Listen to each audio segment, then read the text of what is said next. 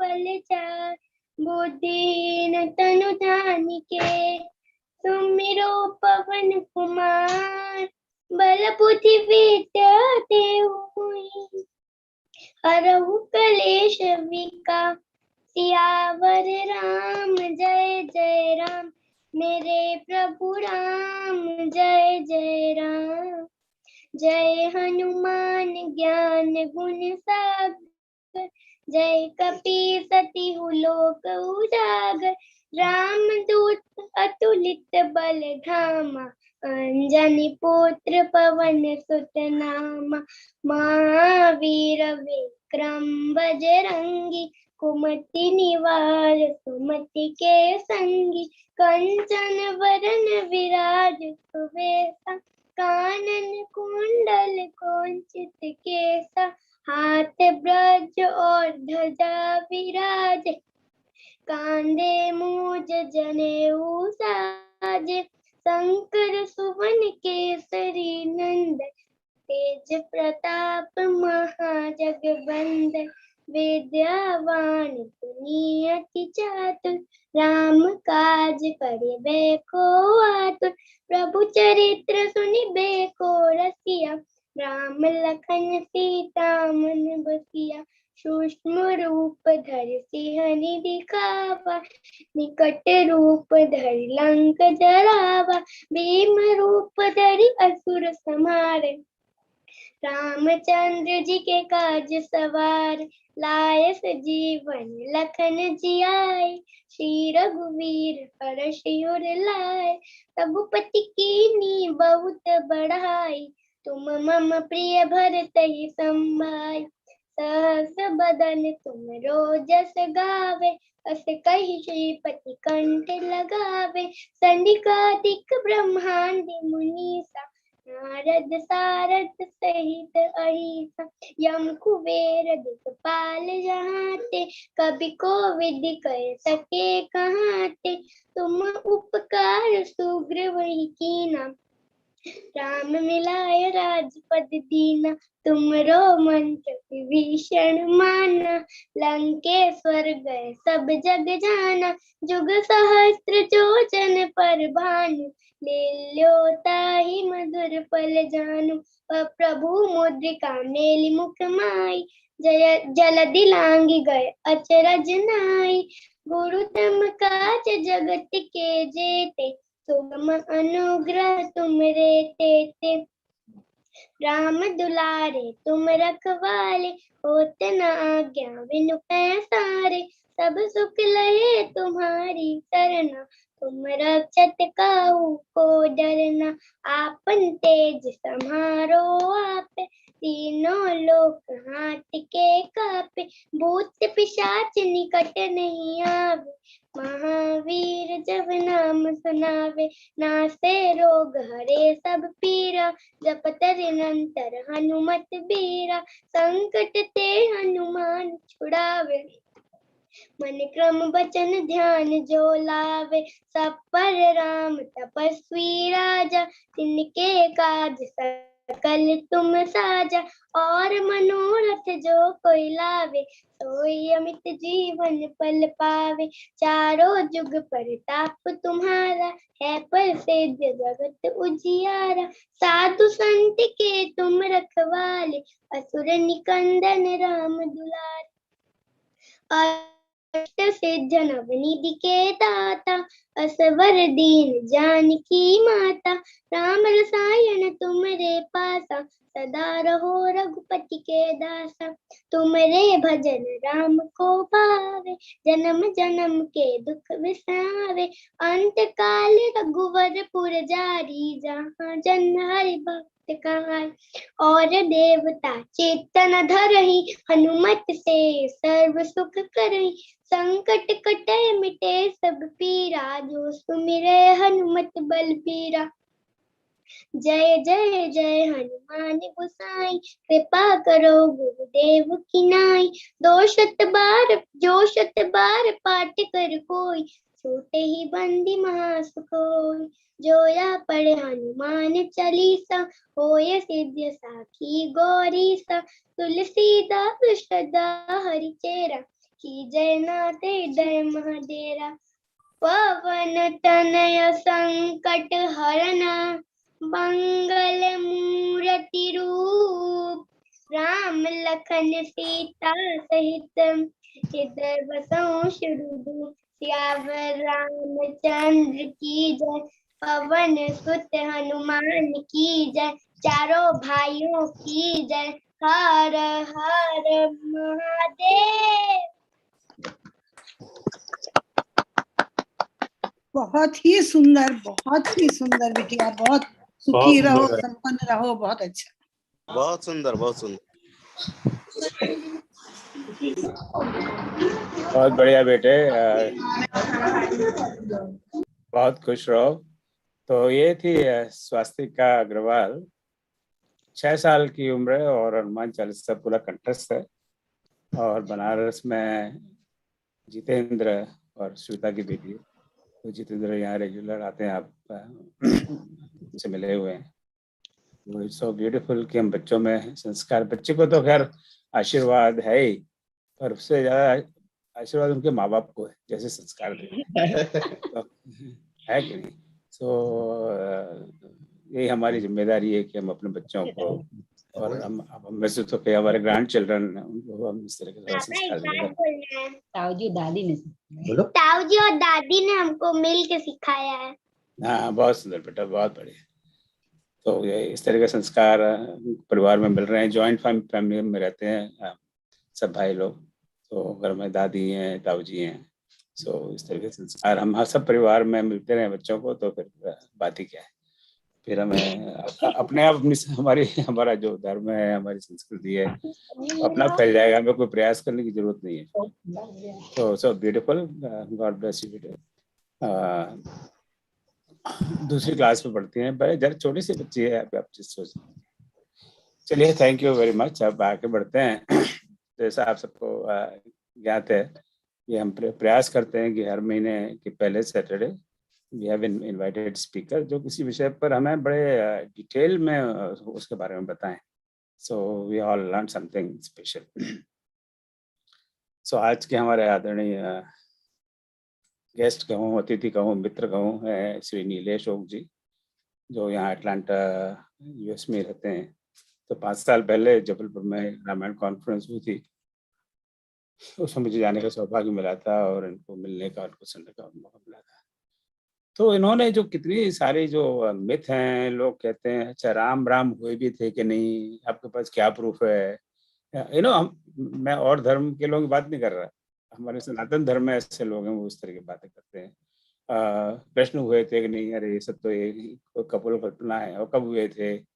और कब हुए पे भी बहुत सारे वाद विवाद हैं। कोई कहता है 5,000 साल पहले, 10,000 साल पहले, 5 लाख साल पहले। So we don't know all that.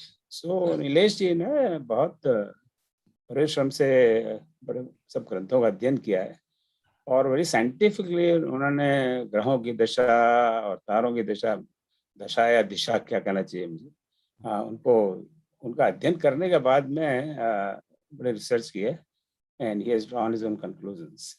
So that way it is very scientific approach. अब उनको आपको बैकग्राउंड में देखें तो अपनी पढ़ाई लिखाई से तो उन्होंने bachelor of science, master of science, BSMS chemical engineering किया। उसके बाद में एग्जीक्यूटिव MBA किया। 3 पुस्तकें लिखी हुई हैं इन भारतीय संस्कृति के इतिहास पे। और इस हमारी जो संस्कृति है उसके बारे में लोगों को जागरूक करना है, इनका जीवन का एक ध्येय बन गया है। तो बहुत is very well sought speaker. तो मुझ पर कृपा की इन्होंने, मैंने इनको रिक्वेस्ट किया और ये तुरंत तैयार हो गए। Very hard to get. So his talk is based on scientific evidence and logical reasoning, not like that के भाई कई बार हम और लोग सुनते हैं तो अच्छा आपको हम ऐसा कह रहे थे, आपको मानना हमारे शास्त्रों में ऐसा लिखा हुआ है। अब उनसे पूछें किस शास्त्र में कहाँ लिखा हुआ है, किसी को कुछ पता नहीं। ऐसा मुझे कहना नहीं चाहिए, but most of the time they just avoid such questions. So that is not the case with Nilesh ji. So I think I consider very fortunate myself कि आज हमारे इस प्लेटफॉर्म पे बता रहे हैं और आज हमें उनको सुनने का मौका मिलेगा। तो आज बात करेंगे विशेष करके रामायण पर कि इसके इतिहास की नक्षत्रों की दृष्टि से इसका क्या इतिहास है। पर as I told you he is expert in this field, so इसके बाद में आप अपने प्रश्न तैयार रखिए, ऐसा मौका आपको मिलेगा नहीं आप प्रश्न पूछने का और अच्छे उत्तर, और जो हिस्टोरिसिटी से लेते हुए जितने जरूरी को रामायण से हो, द्वापर युग में कृष्ण एरा से हैं कि कृष्ण भगवान कब हुए और थिंग्स लाइक दैट। सो ऐसे आपको कोई भी प्रश्न और I am sure he will entertain. So बस इतने परिचय के बाद में मैं हो जाता हूँ चुप, और इनको बोलना चाहिए उनको आमंत्रित करता हूँ कि क्या आप हमें बताएं जरा थोड़े से इतिहास के बारे में जिस पर हम विश्वास कर सकें। तो जय श्री राम, बहुत बहुत स्वागत आपका, बहुत बहुत स्वागत। And I request you to have your talk. नमस्कार, माय प्रणाम टू एवरीवन, जय सिया राम। और ओम प्रकाश जी ने मुझे हिंदी में बात करने की रिक्वेस्ट की है, तो इसलिए मैं पहले ही एक हिंदी में ही करना है ना ओम प्रकाश जी, आपने वही कहा था ना। हाँ, सबको इंग्लिश आती है तो मेरे लिए आप म्यूट पे ओम जी, आप म्यूट पे ओम जी, आप म्यूट पे। तो ओम प्रकाश जी आप म्यूट पे। ओह नहीं, मैं ये कह रहा था कि Hindi is better, but if you are more comfortable with English so you can use a hybrid mode. हाँ, मैं हाइब्रिड मोड करता हूँ, लेकिन मैं हिंदी में प्रयत्न करूंगा। नहीं, ये कहने ये था कि हिंदी आप सब जो लोग जिनकी हिंदी स्पेशली अच्छी है वो ध्यान में रखे कि हिंदी मेरे लिए नंबर 3 लैंग्वेज है। मेरी मदर टंग है मराठी, उसके बाद इंग्लिश। अभी अमेरिका में इतना साल रहना हुआ, मेरे लाइफ के ज्यादा साल मैंने अभी नॉर्थ अमेरिका में बिताए, और फिर उससे थोड़ा हिंदी का ट्रबल हो जाता है। कंप्यूटर लैंग्वेज की मैं बात करें तो ऐसा हो जाता है कि मैं समझ लो मेरे दिमाग में 5 मेगाबाइट्स ऑफ रैम है ना, तो हिंदी में बोलने लगूं तो उसमें से 4 मेगाबाइट्स हिंदी के शब्द ढूंढने में जाती है, और फिर 1 मेगाबाइट्स में बाकी सब काम चलता है। तो आप मुझे माफ करें जो शब्दों का प्रॉब्लम होगा वो, लेकिन मैं हिंदी में प्रयत्न करूंगा। मुझे भी हिंदी में बोलने को अच्छा लगता है, आती नहीं है वो प्रॉब्लम है, ठीक है। और जरूरत पड़ी तो इंग्लिश में भी बात करूंगा मैं।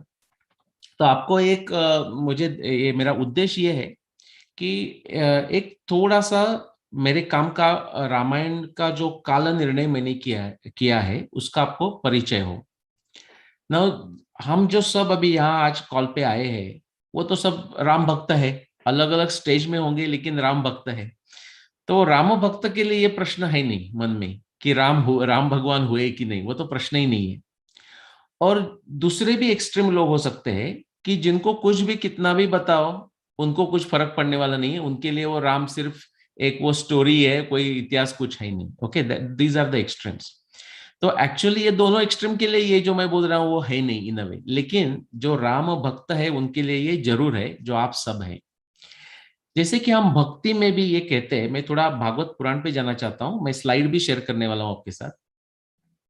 तो हम भक्ति में ये सोचते हैं कि नहीं बाबा मैं तो भक्त हूं, मैं भक्त हूं मीन्स मुझे और कोई करने की जरूरत नहीं है, मैं जो करना है वो करूंगा, लेकिन मैं मेरा जप तप करूंगा, पूजा कर रहा हूं मैं तो पूजा करूंगा और मेरा हो गया।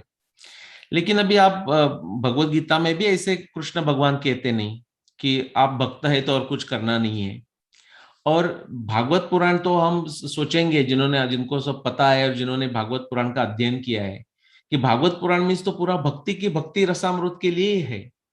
वो भागवत पुराण में भी ये कहा है कि जब आप भक्त हो जाते हो, जो कृष्ण उद्धव गीता कहते हैं, कृष्ण उद्धव को उपदेश कर रहे हैं, और उसमें वो ये कहते हैं कि भक्त का कैसा जीवन होता है। जो 11वां जो स्कंद है उसमें आप चर्चा करेंगे, तो वो बोलते हैं कि जो भक्त होता है वो तो अपने हिसाब के अनुसार उनको जिस चीजों में इंटरेस्ट है उसमें वो बहुत सारा ज्ञान का निर्माण करते हैं।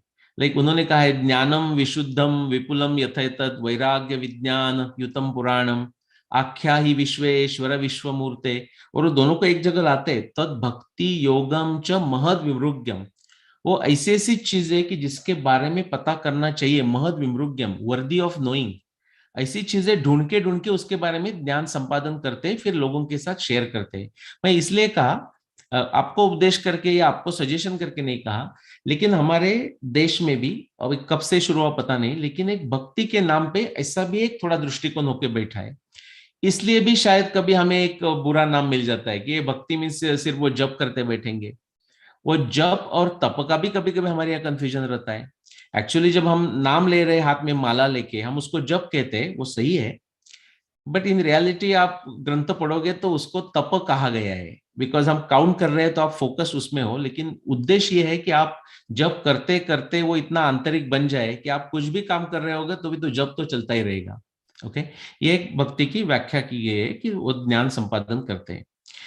सो अभी भक्त के लिए ये क्यों जरूरत है पता करने की? ओम प्रकाश जी ने अच्छी तरह बोला कि जब लोग आपको क्वेश्चन पूछते हैं तो भी आप उसके उत्तर दे सकते हैं। आपके चिल्ड्रन हो या ग्रैंड चिल्ड्रन हो, वो लोग भी क्वेश्चन पूछेंगे आपको। और ये बात सिर्फ अमेरिका की बात नहीं कर रहा हूं मैं, इंडिया में तो अमेरिका से भी ज्यादा प्रॉब्लम होके बैठा है कि जो छोटी जो नई जनरेशन है ना, वो जल्दी हम मिस कर रहे हैं, वी आर लूजिंग देम।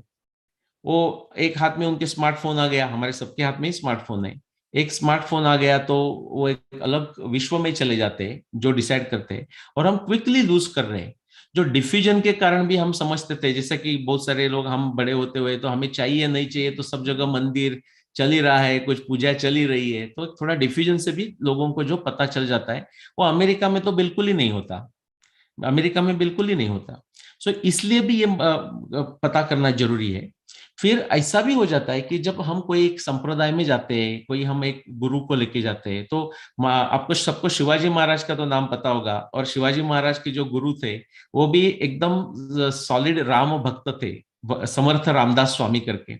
उन्होंने भी कहा है कि जब हम कोई संप्रदाय की बात करती है तो वो जनरली अनुमान तर्क से ही चलते रहता है, लेकिन सच में सत्य क्या है कोई सब जगह ढूंढने के लिए लोग नहीं जाते। लेकिन सत्य तो वाल्मीकि जी ने वाल्मीकि रामायण में दिया ही है। और फिर बहुत सारी जो रामायण है उसका हर एक का अपना अपना अलग अलग एम्फेसिस है। जैसे कि तुलसीदास जी का जो मानस, उसका भक्ति पे ज्यादा उसका एम्फेसिस है।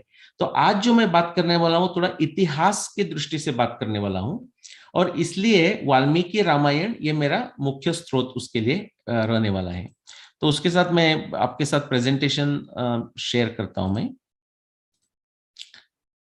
Okay, so I will go for like 40 minutes or so, 40-45 minutes, and then हम कुछ प्रश्न ऐसा कुछ कर सकते हैं, प्रश्न डिस्कशन करके।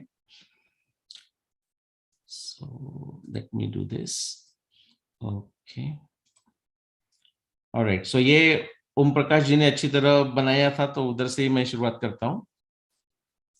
ये जो आपको जो मेरा ये स्क्रीन दिख रहा है ना, आगे का स्क्रीन दिख रहा है ना, टाइमलाइन ऑफ हिंदू सिविलाइजेशन करके आपको। Okay, someone can unmute and just say that you know that they can see it. दिख रहा है। हाँ ठीक है, धन्यवाद। हाँ, तो ये जो मैं आपको दिखा रहा हूँ वो मेरे एक पास्ट 30 साल के मेरे संशोधन का वो एक समरी आप कह सकते हैं, और कोई विषय में भी मैं किया है, लेकिन ये जो मैं दिखा रहा हूँ वो जिसको हम काल निर्णय कहते हैं उसके ऊपर। तो बीच में का जो एक्सिस है वो है समय का, काल का एक्सिस, आप काल का अक्ष कह सकते हैं। टुडे जहां लिखा है वहां आज का हमारा समय 21st सेंचुरी। अभी हम इंग्लिश कैलेंडर उसका यूज करना पड़ता है हमें एवरीडे, कब प्रोग्राम है तो भी हम बोलते हैं 4 सितंबर को है, यू नो। तो वो जो 0 रेफरेंस पॉइंट है वो ग्रेगोरियन कैलेंडर या जूलियन कैलेंडर का। उसके पीछे जाना है तो जहां -5 के ऐसा लिखा है वो 5000 BC, before common era, BCE। -10 के इज 10,000 BC, यानी कि 12,000 साल पहले। ऐसा वो समय पीछे चले जाएगा। मेरी जो संशोधन की जो शुरुआत हुई वो शुरुआत हुई महाभारत के एक श्लोक के साथ।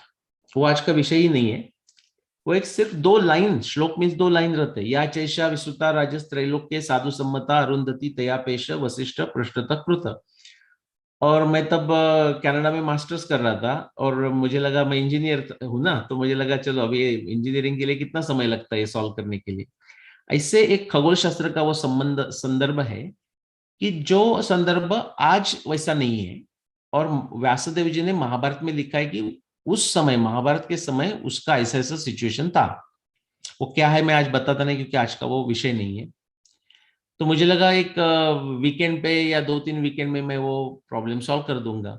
मुझे 15 साल लगे, यू नो, 1995 से लेके 2009 तक मैं वो काम तो बाकी कर रहा था, लेकिन ये संशोधन के नाम पे सिर्फ वो एक श्लोक पे काम कर रहा था। लेकिन जब मैंने उसको फाइनली उसका उत्तर निकाला 2009 में, तो एक बहुत आश्चर्य की बात हुई। उसमें आश्चर्य भी नहीं लगेगा हमें, जैसे कि हम जिक्सॉ पजल सॉल्व करते हैं या क्रॉसवर्ड पजल सॉल्व करते हैं, पहले समझ लो कुछ सॉल्व नहीं हो रहा है, लेकिन एक बार सॉल्व होने लगा तो फटाफट शब्द आ जाते हैं और सॉल्व हो जाता है। ऐसा ही कुछ हुआ। एक बार मैंने उसका उत्तर ढूंढने के बाद महाभारत के 300 से ज्यादा ऐसे खगोल शास्त्र के प्रमाण है, खगोल शास्त्र के साक्ष्य है, वो श्लोक के फॉर्म में आते, वो एकदम सब क्रॉसवर्ड पजल सॉल्व करने जैसे वो बैठ गए। वो पैरेलल में मैं रामायण पे भी काम कर रहा था, ऐसे ही कुछ हो सकता है क्या करके। अपना इंग्लिश में बोलते हैं ना, don't put all the eggs in one basket. आप रिसर्च कर रहे हैं, इसका मतलब ये नहीं कि समझ उसका आपको उत्तर मिल ही जाएगा। तो मैं रामायण पे भी ऐसे काम कर रहा था, ये सब मेरा पैशन था। और बाय दैट टाइम वो महाभारत का होने के बाद तो रामायण पे मेरा और विश्वास हो गया कि रामायण का जो मैंने डेट निकाल रहा हूँ वो करेक्ट है। उसको मुझे और थोड़ा 2 साल लगे 2014 तक, और मैं फिर रामायण का 2014 में ये मैंने समय निकाला कि राम रावण युद्ध का जो समय है वो 12,209 BC, यानी कि सिंप्लिसिटी के लिए 14,000 साल तक। नाउ ओम प्रकाश जी को बलराम सिंह जी भी पता है, बॉस्टन वाले, वो अयोध्या वाले ही है, अयोध्या के ही है वो। उन्होंने 17 में मुझे पूछा, 16 में 2016-17 वही ओम प्रकाश जी जिस कॉन्फ्रेंस में हम मिले थे उसके पहले ही कॉन्फ्रेंस में, मैं वही कॉन्फ्रेंस के लिए आया था, दूसरे कॉन्फ्रेंस के लिए, और मुझे उन्होंने पूछा कि अच्छा आपने महाभारत रामायण पे तो अच्छा किया, ऋग्वेद पे कुछ काम किया है क्या? तो तब तक मैं 2016-17 तक ऋग्वेद का सोचा भी नहीं था। लेकिन जब उन्होंने पूछा, एक्चुअली वो ऋग्वेद पे नहीं था, वो सरस्वती पे कॉन्फ्रेंस थी, और उन्होंने पूछा आपने सरस्वती पे कुछ काम किया है क्या?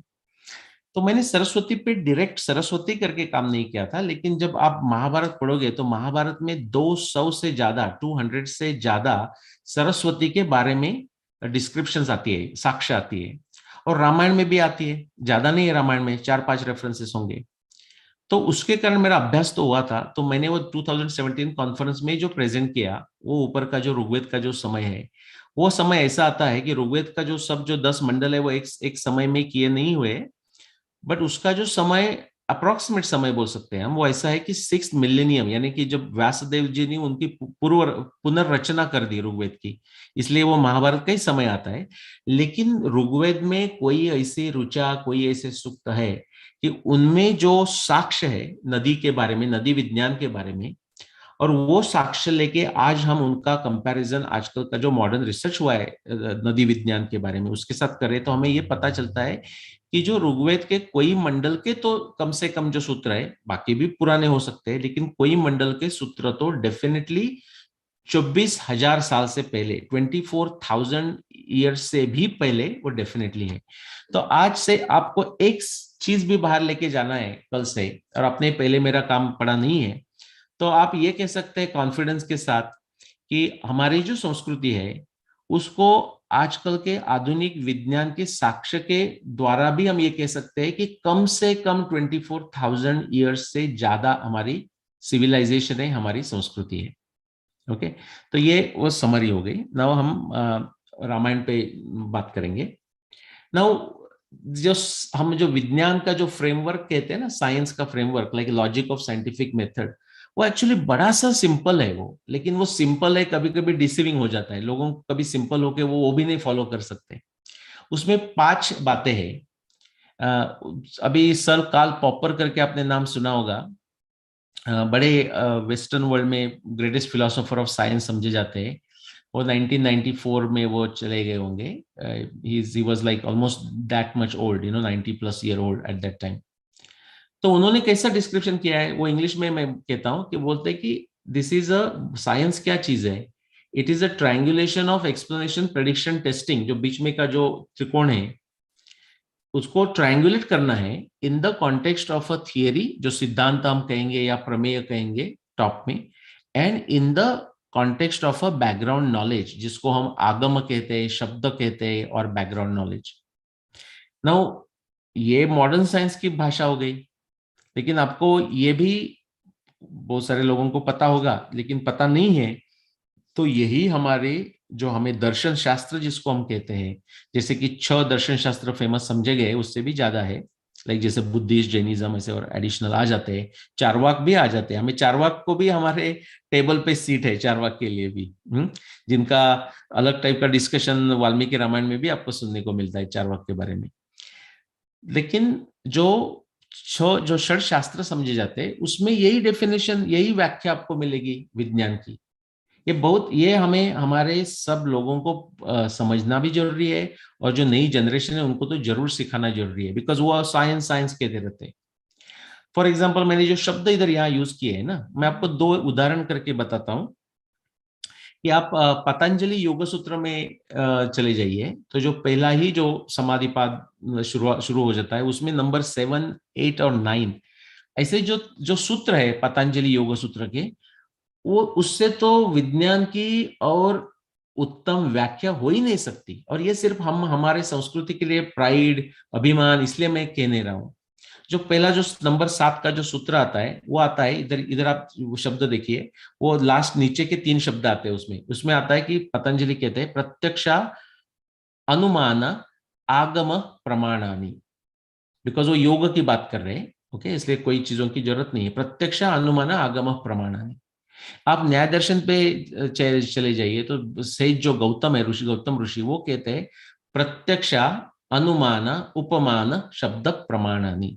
वो थोड़ा थोड़ा मॉडिफाई करके वही बात कह रहे हैं। तो ये 5 चीजें जो है वो सबसे इंपॉर्टेंट है। आप न्याय दर्शन में अवयव करके आपने कभी पढ़ा होगा, तो उसमें भी 5 चीजों की बात होती है कि आपकी प्रतिज्ञा क्या है, आपका हेतु क्या है, आपका उदाहरण क्या है, लाइक दृष्टांत क्या है, उसके बाद आप दृष्टांत का उपयोग कैसा करते हो, और फाइनली कंक्लूजन या इन्फरेंस कैसा निकालते हो। जो अवयव करके जो स्ट्रक्चर है वो भी 5 स्टेप्स है, और एग्जैक्टली यही 5 स्टेप्स है। ओके, मैं आगे चला जाता हूँ। तो इसकी शुरुआत हमारा जो प्रारंभ करते हैं कोई भी संशोधन का, वो कहाँ से करते हैं, उससे अभी प्रिंसटन के प्रोफेसर व्हीलर करके थे, बहुत फेमस प्रोफेसर होके गए, उनके स्टूडेंट भी और फेमस है, रिचर्ड फाइनमैन, आपने नाम सुना होगा, तो जो न्यूक्लियर बॉम्ब पे के टाइम में काम किया था, और very very charismatic character Richard Feynman, उनके गुरुजी आप बोल सकते हैं। वो व्हीलर ने क्या बोला है कि इफ सपोज आपको आपके आयुष्य आपको अच्छी तरह से बिताना है, और आपको जब फाइनली हमारे जयराम जी का समय आ जाता है, तो आपको ऐसा लगे कि भाई मैंने अच्छा लाइफ जी लिया, तो बोलता है वो जीने का सीक्रेट ये है कि आप लाइफ में आपका जो विषय में आपकी रुचि हो, उसमें एक टफेस्ट अनसॉल्व प्रॉब्लम ढूंढ लो, और उसको सॉल्व करने का प्रयत्न करते रहिए। वो शायद सॉल्व होगा, नहीं होगा, लेकिन आपका लाइफ तो सफल हो जाएगा उसमें से, है ना। सो जो संशोधन होता है, उसकी शुरुआत, उसका प्रारंभ टफेस्ट अनसॉल्व प्रॉब्लम से हो जाता है। उसके बाद वो सॉल्व करने के लिए हम कोई सॉल्यूशन प्रपोज करते हैं, जिसको हम प्रमेय कह सकते हैं, कंजेक्चर, गेस, थियरी, सिद्धांत, प्लॉजिबल सॉल्यूशन। वो करने के बाद क्या होता है, विज्ञान की भाषा में मैं कह रहा हूं, तो उससे हमें वो प्रमेय के बाद, जो सिद्धांत के बाद, हमें पता चलता है कि कौन सी साक्ष्य में ढूंढनी है। आपको जो द्रोणाचार्य और अर्जुन की जो आपको कथा पता है कि अर्जुन को जब उसकी परीक्षा द्रोणाचार्य परीक्षा ले रहे थे सबकी, तो वो जो पैरट को टांग के रखा था ट्री से, और उनको पूछा कि पहले, द्रोणाचार्य कहते थे पहले मुझे बताना बाण छोड़ने के पहले कि क्या आप देख रहे हो। तो आपको एक कथा पता होगी कि कोई लोग तो ये भी कहते थे कि अच्छा, द्रोणाचार्य पूछते थे बेटा क्या देख रहा है, वो कहते थे गुरुजी मैं आपको भी देख रहा हूँ, गुरुजी मुझे सब बहुत सारे पौधे भी दिख रहे हैं, बाकी सारे स्टूडेंट्स भी दिख रहे हैं। तो बोलते थे बेटा बहुत अच्छा, अभी धनुष और बाण नीचे रख दे, मारो मत। और आपको स्टोरी पता है, जब अर्जुन का समय आता है तो अर्जुन को पूछते हैं, तो अर्जुन बोलता है मुझे और कुछ नहीं दिखता, मुझे वो सिर्फ पैरट का एक आंख दिख रहा है जिसको हिट करना है। तो द्रोणाचार्य बोलते हैं कि ना बाण मार दे। इसलिए मैं कह रहा हूं कि जब प्रमेय की जब भाषा में, सिद्धांत की भाषा में समझ में आती है, तो इमीडिएटली ये तय हो जाता है कि जो एविडेंस, जो हमें साक्ष्य चाहिए, वो कौन सी साक्ष्य चाहिए और कौन सी साक्ष्य नहीं चाहिए। जैसे कि हम खगोल शास्त्र के आज नक्षत्रों के दर्पण से हम बात कर रहे हैं, तो हम नक्षत्र छोड़ के और कहां नहीं बात करेंगे पहले, ओके, जब तक हम रामायण का समय नहीं निकालते। तो ये एक उसकी बहुत विशेषता है वैज्ञानिक ढंग से संशोधन करने की। दूसरा, हमें वो उससे ये भी पता चल जाता है कि जो हमें उसके लिए जो बैकग्राउंड नॉलेज चाहिए, हमें पीछे से क्या क्या अजम्पशन चाहिए, वो भी हमें पता चल जाता है। मैं आपको एग्जांपल ही दूंगा उसका। तीसरी बात यह होती है कि ऐसा ही हमें सिद्धांत प्रतिपादन करना है कि जिसके कारण हम, जैसे साइंस में बोलते हैं कि इंपिरिकल टेस्टिंग करने आना चाहिए। जैसे कि हमें गुलाब जाम है तो हम गुलाब जाम सुनते आ रहे हैं कि बहुत अच्छा है, लेकिन गुलाब जाम हम टेस्ट करके हाँ कि हाँ बहुत ही मीठा है ऐसा हम देखना चाहिए, उसको प्रत्यक्ष टेस्टिंग कह सकते हैं हम। ऐसे भी थियरी को करने आने चाहिए। और ये सब होने के बाद और दो चीजें बाहर आती है। एक तो जब वो सक्सेसफुली हम उसका निगमन करते हैं, तो एक तो पहले वो सक्सेसफुल टेस्टिंग करके जो हम जो प्रॉब्लम सॉल्व कर रहे हैं वो प्रॉब्लम सॉल्व कर देते हैं। और दूसरी बात होती है कि वो प्रॉब्लम सॉल्व करते करते हमें और एक चीज हमें मिल जाती है जो है इन्फरेंस। जैसे कि उसके लिए ही हम काम कर रहे हैं, लेकिन ये दोनों चीजें जो मैं ब्लू से दिखा रहा हूं वो जरूरी है कि हम जो प्रॉब्लम है उसको भी सॉल्व करें, और सॉल्व करते करते हमें कोई इंफॉर्मेशन मिल जाती है। वो विज्ञान में होना ही चाहिए, वो प्रिस्क्रिप्टिव प्रोस्क्रिप्टिव कैसा भी हो सकता है। तो ये जो 5 चीजें हैं वो मैं मेरे रामायण के संदर्भ में मैं कह रहा हूं कि थियरी क्या थी, प्रमेय क्या था, सिद्धांत क्या था। तो मेरा ये सिद्धांत ऐसा है कि all astronomy observations of Valmiki Ramayana are factual observations. यानी कि वाल्मीकि रामायण में, और आपको नंबर तो दिखने को मिलेगा कितने ऑब्जर्वेशंस है, कितने साक्ष्य है उसमें, बहुत ही सुपर रिच साक्ष्य है। तो उसमें, और अभी राम मलिक जी के पास बुक भी है उधर, तो वो देख सकते हैं, वो पीछे जाके भी देख सकते हैं कितना ऑब्जर्वेशन है उसमें लिखे हुए। कि मेरा ये जो थियरी है वो ये है कि वाल्मीकि रामायण में ऋषि वाल्मीकि जी ने राम कथा लिखते हुए जो खगोल शास्त्र के बारे में जो साक्ष्य लिखी है, वो साक्ष्य रामायण के समय की है। ये मेरा सिद्धांत है। वो होने के बाद क्या हो जाता है, इमीडिएटली मुझे कौन सा साक्ष्य ढूंढना है वो समझ में जाता है कि जो कोई भी साक्ष्य हो उसका कोई तो खगोल शास्त्र के संबंध होनी चाहिए, खगोल शास्त्र के संबंध होना ही चाहिए। वो उस खगोल शास्त्र के ऐसे रिलेटेड संदर्भ आते हैं 600 रेफरेंस के आसपास, थोड़ा सा कम 575 प्लस। देन हमें प्रश्न पूछना पड़ेगा कि क्या वो हम इंपेरिकल टेस्ट कर सकते हैं, तो उत्तर उसका यस है, ऐसा ही ये कहा है। बिकॉज क्या कहा है कि जो खगोल शास्त्र के जो वर्णन है वो रामायण के समय में ऐसे दिख रहे थे, आकाश में ऐसे दिख रहे थे। तो हम समझ लो सिमुलेशन, मैथमेटिकल कैलकुलेशन ऐसा करके हम पीछे जा सकते हैं। तो हमें इसे दिखाना चाहिए कि जो मैं रामायण का समय कह रहा हूं, जो 14,000 ईयर्स अगो का 12,209, उस समय ये जो वाल्मीकि रामायण में लिखे हुए जो सब साक्ष्य है वो ऐसे सब जिक्सॉ पजल जैसे या क्रॉसवर्ड पजल जैसे सब एक जगह आने की जरूरत है। ओके, और बैकग्राउंड नॉलेज तो सिंपल हो गया फिर। तो खगोल शास्त्र के ग्रंथ, हमारे भारतीय खगोल शास्त्र के ग्रंथ, आजकल के मॉडर्न खगोल शास्त्र के ग्रंथ, और वाल्मीकि रामायण। ये बहुत इंपॉर्टेंट बात है कि हम वाल्मीकि रामायण की बात कर रहे हैं, इतर रामायण की इसमें बात नहीं कर रहे हैं, बिकॉज हम इतिहास की बात कर रहे हैं। अभी जो हम जिसको विज्ञान बुद्धि कहते हैं या साइंटिफिक एक्यूमेन, उसमें मैं टेक्निकल इसमें आप नहीं लेके जाऊंगा। तो वो जो साक्ष्य जो मिल जाती है जो 575 प्लस, उसको अलग अलग ढंग से उसका क्लासिफिकेशन करना पड़ता है। सिंप्लिसिटी के लिए एक आप कलर में ध्यान रख सकते हैं, एक ब्लू कलर है, स्काई ब्लू कलर है, और दूसरा समझ लो ऑरेंज कलर है। तो उसकी क्या खूबी है? उसकी खूबी यह है, आपने ये कि देखा होगा तो ठीक है, नहीं देखा तो कोई चिंता करने की बात नहीं है। आपने वर्नियर कैलिपर जो दिख रहा है ऊपर चित्र, वो आपने यूज किया होगा तो आपको सहज इजीली इमेजिन करने होगा उपमान जैसा, कि आपको कोई उसकी बात काउंट मेजर करनी है तो आप क्या करते हैं, वो एक ऑब्जेक्ट ले लेते हैं, इधर मैं आपको दिखाऊंगा फिर एक बार, वो इधर रखते हैं और 2 रीडिंग लेते हैं, एक रीडिंग इधर लेते हैं, दूसरा रीडिंग सेकेंडरी स्केल पे लेते हैं, और वो दोनों एकत्र लाते हैं। उसका क्या करना है मैं आपको बताता हूं। तो अभी एग्जैक्टली ये प्रॉब्लम कहां से शुरुआत हुई, मेरे लिए कौन सा टफ प्रॉब्लम था रामायण का, वो मैं आपको बताता हूं। अभी चैत्र महीना जो है ना, अभी राम जी का जो जन्मदिन है वो है चैत्र शुक्ल नवमी, और हमारे समय में वो वसंत ऋतु के दूसरे महीने में आ जाता है, लेकिन अप्रैल में, जनरली अप्रैल में आ जाता है, थोड़ा आगे पीछे होगा बिकॉज वो लूनी सोलर कैलेंडर वाली चीज है, लेकिन वो अप्रैल में आ जाती है। जो 21 मार्च के बाद वसंत ऋतु का दूसरा महीना शुरू हो जाता है, तो उसमें आ गया वो। लेकिन आप रामायण पढ़ोगे तो रामायण में जो चैत्र का जो वर्णन है वो बहुत इंटरेस्टिंग है। तो चैत्रम श्री मानयम मास पुण्य पुष्पित कानन यवराजाय रामस्य, पुण्य पुष्पित कानन, पूरे जो जंगल के जंगल, फॉरेस्ट के फॉरेस्ट पूरे फूलों से बहरे हुए हैं, फूलों से भरे हुए हैं। वो चैत्र महीना है ना, वसंत ऋतु में तो हो जाता है, लेकिन जिनको एस्ट्रोनॉमी पता है उनको ये पता है कि भाई रामायण तो हमारे समय में नहीं हुई, हम तो राम जन्म सेलिब्रेट करते हैं, लेकिन वो तो हजारों सालों पहले कभी तो हो गई, एग्जैक्टली हमें समझ लो पता भी नहीं। तो फिर चैत्र कौन सा महीना था और उस टाइम सीजन कौन सा था, ये मेरा प्रश्न था। ओके, और ये प्रश्न से मेरी शुरुआत हो गई। और उसके तब मैंने राम महाभारत का समय ढूंढा था, तो मुझे महाभारत के समय में क्या हो रहा है चैत्र को वो पता था। ऐसी ऐसी मेरी प्रोग्रेस हो गई। तो मैं थोड़ा फास्ट जाऊंगा, तो मैंने ऐसे रेफरेंसेस ढूंढा, वहां से पूरा एक्सट्रैक्ट किया जो मेरे बुक के पीछे है। और जब एस्ट्रोनॉमी से, टेक्निकल न जाके आपको मैं कह रहा हूं, जब मैं एस्ट्रोनॉमी का उपयोग करके वो चैत्र महीना कौन सा हो सकता है हमारे यहाँ से प्रारंभ करके पीछे समय में पीछे जाके ऐसा पहला कौन सा समय आ सकता है कि जहां चैत्र महीना हो और जो जो वन है वो पूरे फूलों से भरे हुए हो, ऐसा कौन सा समय आ सकता है। तो वो समय आता है, वो हमारा वसंत ऋतु नहीं आता। उसके लिए वसंत ऋतु आने के लिए तो 26,000 ईयर्स पीछे जाना पड़ेगा। वो मैं आपको दिखाने वाला हूँ ऐसा क्यों जाना पड़ता है।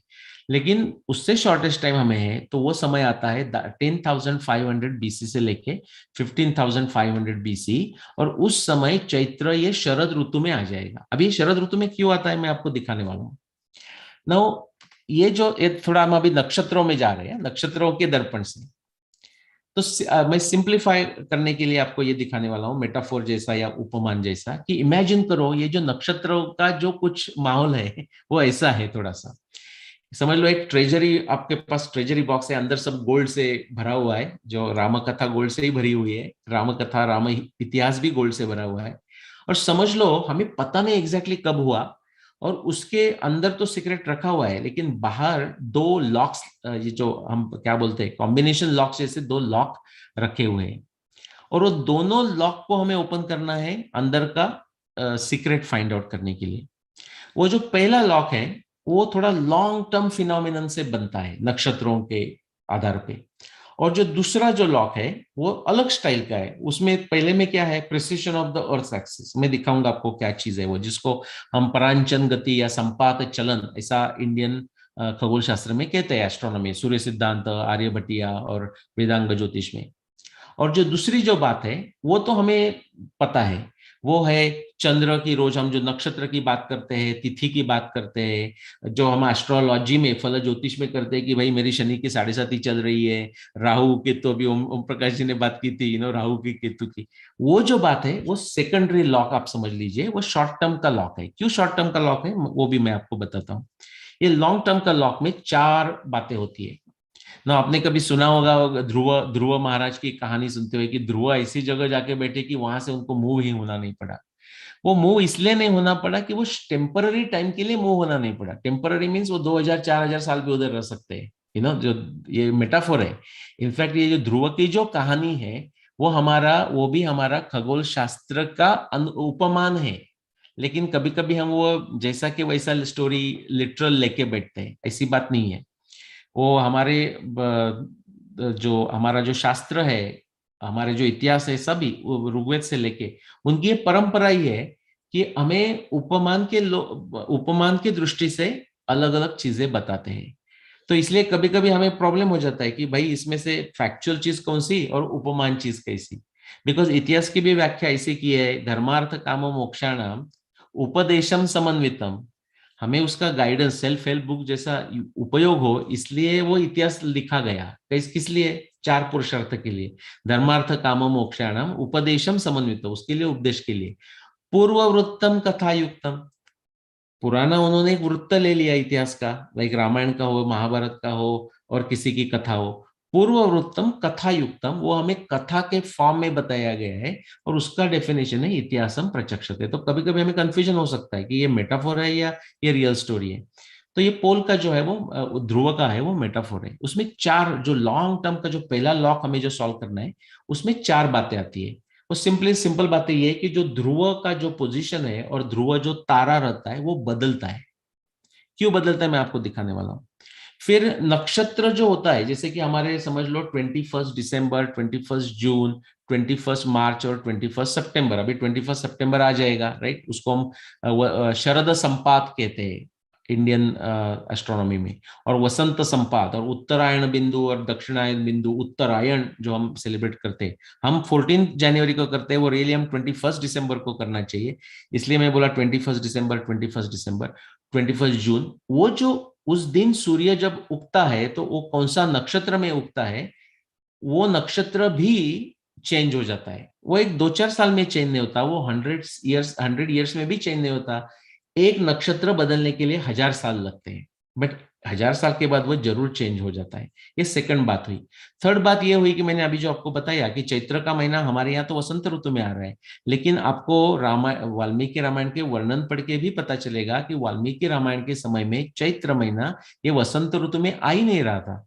इनफैक्ट वो वसंत ऋतु में आएगा तो इसको हमें ये कहना पड़ेगा कि भाई रामायण तो अभी हो रही है, नहीं तो 26,000 ईयर्स पीछे चले जाओ, नहीं तो और 26,000 पीछे चले जाओ, इन बिटवीन नहीं हो सकती। Okay, that is how astronomy का वर्णन होता है। और जो लास्ट चीज है वो मैं स्किप करता हूं, बिकॉज हमें रामायण के लिए उसकी जरूरत नहीं है, लेकिन महाभारत के लिए उसकी जरूरत होती है। जो दूसरा जो शॉर्ट टर्म फिनोमिनन है, जो सेकंड लॉक हमें जो सॉल्व करना है, वो आपको बहुत सारा परिचित है। वो कौन सा है कि चंद्र पूरा पृथ्वी के गोल में 27 दिन में घूमता है, 30 दिन में अमावस्या टू अमावस्या, पूर्णिमा टू पूर्णिमा घूमता है। इफ आप मंगल ले लो तो अप्रोक्सीमेटली 2 साल में पृथ्वी के आसपास घूमता है। शनि के लिए 30 साल लगते हैं। तो ये तो 30 साल लंबा लगेगा आपको, लेकिन ये एस्ट्रोनॉमी में एकदम शॉर्ट टर्म हो गया, 30 साल एक दिन जैसा हो गया। बिकॉज वो जो बाकी जो चीज है, पुरानी जो चीज मैंने आपको दिखाई, उसके लिए तो 26,000 ईयर्स लगते हैं पूरा एक सर्कल करने के लिए, 26,000 साल। ओके, तो कैसा होता है अभी इसमें आपको ज्यादा पता चलेगा, जो मैं वर्नियर कैलिपर दिखा रहा था। तो जो लॉन्ग टर्म फिनोमिनन है ना, वो आपको अप्रोक्सीमेटली वो एरिया में लेके जाता है कि भाई ये एरिया में आपको रामायण को ढूंढना है, रामायण का समय ढूंढना है, ये एरिया में आपको महाभारत का समय ढूंढना है। और जो दूसरी जो स्केल है, सिमिलरली वो जो दूसरा जो फिनोमिनन है, जैसे कि सब ग्रह, राहु, केतु, चंद्र, जो ग्रहण होते हैं, ये सब का उपयोग करके हम एकदम प्रिसाइज और एक्यूरेट दोनों को एकत्र लाके हम प्रिसाइज और एक्यूरेट निकाल सकते हैं। वो निकालने के लिए क्या जरूरत है कि अच्छी तरह की साक्ष्य हो ना। ये हम पे राम जी की कृपा तो है, कृष्ण जी की कृपा है, लेकिन उससे भी बड़ी मैं कहूंगा कि जो हमारे ऋषि वाल्मीकि है और ऋषि व्यास है, उनकी कृपा है। आप अभी ये मेरा सुनने के बाद आप फिर वाल्मीकि रामायण पढ़ने जाओगे या महाभारत पढ़ने जाओगे, तो आप एक एस्पेक्ट में अलग ढंग से पढ़ोगे। वो कभी आपने सोचा नहीं होगा, वो आपको सब जगह खगोल शास्त्र, एस्ट्रोनॉमी दिखने लगेगी जब आपको रेफरेंसेस आएगी। तो मैं ये कहूंगा कि प्लीज म्यूट योरसेल्फ। मैं ये कहूंगा कि वाल्मीकि और व्यास ये बहुत ही अच्छे हाई क्वालिटी के एस्ट्रोनॉमर्स थे। ये हमें वाल्मीकि रामायण और महाभारत पढ़ने से समझ में आता है ना। वो मैंने जो आपको जो बैकग्राउंड की बात की वो ऐसी है कि पोल स्टार चेंज होते हैं। अभी क्यों चेंज होते हैं? ये पोल स्टार का पोजीशन हुआ, ये पोल पॉइंट बोलते हैं। वहां एक कोई स्टार है तो हम उसको ध्रुव तारा कहते हैं उस समय के लिए, लेकिन वो बदलते जाएगा और मैं आपको दिखाने वाला हूं कैसा बदलता है। फिर जो नक्षत्र है, जहां सूर्य का उदय होता है 21 दिसंबर, हर एक दिन बदलता है, लेकिन एक साल में पूरा सर्कल हो ही जाएगा ना। तो वो नक्षत्र भी 1000 साल के बाद बदलता है। और ये चीजें जरूरी इसलिए है कि उसके कारण ही हम वाल्मीकि रामायण की या महाभारत की साक्ष्य का उपयोग करके हम बता सकते हैं वो कब हो गया। लाइक महाभारत 5561 बीसी में 7000 साल 7500 साल के पहले, और रामायण 14000 साल के पहले। हम क्यों कह सकते हैं? वो इसी के कारण। अभी आप नोटिस कीजिए, ये जो है ना, ये उत्तर ध्रुव का एरिया है, ये जो पिंक डॉट है उस पर ध्यान दीजिए। और इधर एक आपके पास ब्लू या ग्रीन डॉट, इधर है ग्रीन डॉट, स्काई ग्रीन जैसा डॉट है। और इधर जो मैं आपको दिखा रहा हूं, ये पृथ्वी इधर सेंटर में, और ये सूर्य हमें जैसा दिखता है पृथ्वी से ऐसा घूमने वाला, ये 4 कॉर्नर पॉइंट्स। अभी मैं आपको लेस देन 30 सेकंड्स 26,000 साल से टाइम ट्रेवल मेरे साथ आप कर लीजिए। Okay, so every time I am moving ना, दिस इज 1000 साल पीछे जा रहे हैं हम पीछे जा रहे हैं 1000 साल पीछे एवरी टाइम हम जा रहे हैं। Okay, so this is how the motion goes. Okay, फिर आपको आगे लेके उल्टा करूंगा एंड आपको दिखाऊंगा क्या देखना है हमें। ये मैंने आपको 26,000 ईयर्स का जर्नी आपको लेके गया मैं, 26,000 ईयर्स। नोटिस कीजिए अभी लेफ्ट साइड में, as I go forward meaning actual में पीछे जा रहा हूं, वो जो पिंक डॉट और जो ग्रीन डॉट है वो मूव हो रहा है। ओके, मूव होते जा रहा है, होते जा रहा है, होते जा रहा है। इसका मतलब जो ध्रुव तारा है, ध्रुव तारा की जगह बदल रही है। ओके, हमारा आजकल का ध्रुव तारा तो ये है इधर पोलारिस, लेकिन वो अब पीछे हम जाएंगे 4000 6000 ईयर्स तो नहीं है वो।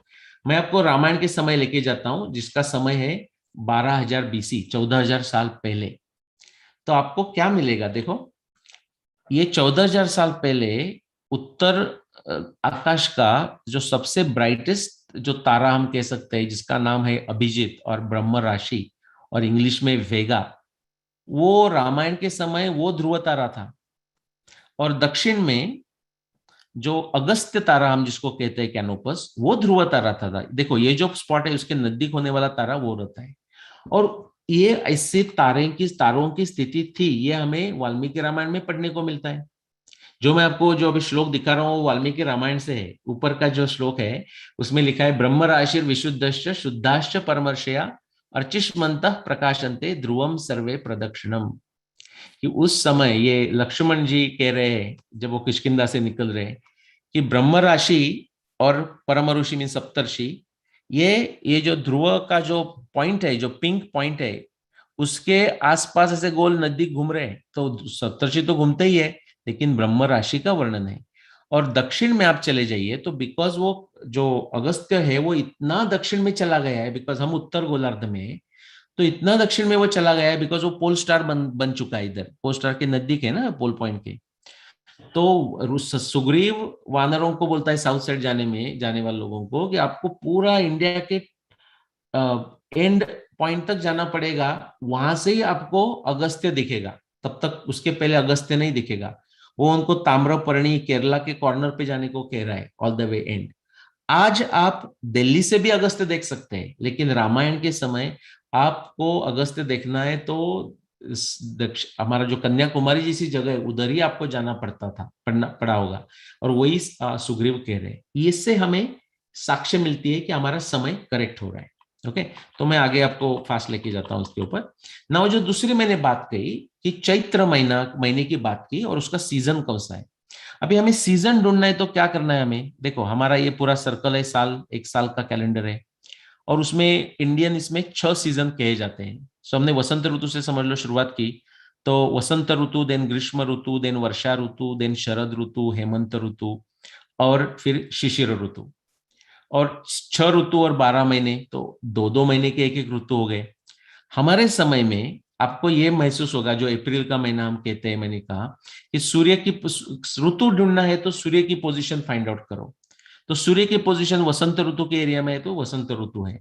और जब उसका पूर्णिमा का दिन हम ढूंढोगे तो पूर्णिमा के दिन तो चंद्र एग्जैक्टली 180 डिग्री अपोजिट रहता है सूर्य के यहाँ, तो उसकी पोजीशन ढूंढेंगे और उसका पोजीशन का जो नक्षत्र है उससे हमें पता चलता है कि वो कौन सा महीना चल रहा है। तो ये समझ लो चित्रा नक्षत्र है, बिकॉज ऐसा ही सिचुएशन हमारे समय में होता है।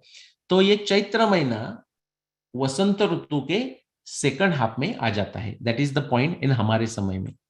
लेकिन ऐसा ही नहीं रहेगा। मैंने कहा ना आपको कि 1000 साल में एक नक्षत्र मूव होने वाला है, उसको बोलते हैं precision of the earth axis और संपात चलन और परांचन गति। ये वेल नोन फिनोमिनन है। तो अभी मैं आपको 26,000 ईयर्स में चैत्र महीना पूरा जो 6 हमारे जो ऋतु है उससे कैसा घूम के जाता है मैं दिखा रहा हूं। और मैं रामायण के यहाँ रुकूंगा और फिर रामायण के कौन से संदर्भ मैच होते हैं वो भी दिखाऊंगा। Okay, so we will go now I am saying going further, but हम एक्चुअली पीछे चले जा रहे हैं। वो कौन सा डेट है वो आपको इधर देखने को मिलेगा। ये हमारा 21st सेंचुरी रहा। अभी ये 21st सेंचुरी, मैं पीछे जा रहा हूँ। 1000 साल करके मैं पीछे जा रहा हूँ। तो 1000 साल 1000 साल 1000 साल ऐसा करके मैं पीछे जा रहा हूँ। तो ये जो समय आ गया जो 5900 BC, आपने ध्यान रखा होगा तो आपको पता चला होगा महाभारत का समय मैंने कहा 5561 BC, 7500 साल पहले, तो यहाँ का आ गया। नोटिस कीजिए कि दैट टाइम ये सन का पोजीशन कहाँ है, ये तो फुल मून चैत्र का फुल मून हो गया, तो ये चैत्र मंथ हो गया। तो उसके समय का सन का जो सूर्य का जो पोजीशन है वो कहाँ है, वो ऑलमोस्ट उत्तरायण विंटर सोल्स्टिस के आसपास है। ओके, इसका मतलब क्या, तब ठंडी का जमाना था। चैत्र महीना आज हमें जैसा आजकल हमें दिसंबर के एंड में जैसा फील होता है, जनवरी का फर्स्ट 15 डेज और दिसंबर का एंड, ऐसा फीलिंग चैत्र महीने में महाभारत के समय आता था। महाभारत के समय हम और पीछे चले जाते टू रामायण समय, तो ये रामायण का समय आ गया 11,900, सिंप्लिसिटी के लिए 12,000 BC हो गया वो। राम रावण युद्ध का मैंने निकाला हुआ समय 12,209। नव आपको देखो क्या मिलेगा, ये जो सूर्य की स्थिति ऐसी है कि वो शरद ऋतु का समय है, और उस समय में शरद ऋतु में चैत्र का महीना आ रहा है, तब 14,000 साल पहले। और क्या इसके बारे में हमारे पास साक्ष्य है? मैं आपको सिर्फ 4 और 6 दिखा रहा हूं साक्ष्य, लेकिन जो 500 पूरी जो साक्ष्य है वो साक्ष्य आपको ये समय में लेके जाती है, जैसा जिक्सॉ पजल जैसा।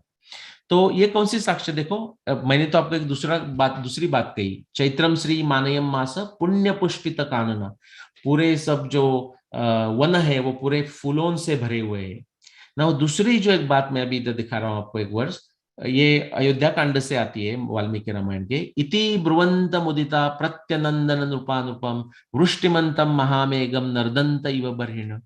जब चैत्र महीना और अभी राम जी का अभिषेक होने वाला है और वो होता नहीं और वनवास में उनको जाना पड़ता है, वो बात अलग है। तब के जो वर्णन है उसमें किसके वर्णन है? उसमें वर्णन ऐसे है कि पूरे पानी से भरे हुए क्लाउड्स ऊपर है, और पिकॉक बरहिण, पिकॉक नाचने लगने जैसे वर्णन है। ऐसे अनुमान उपमान उसमें आ जाते हैं।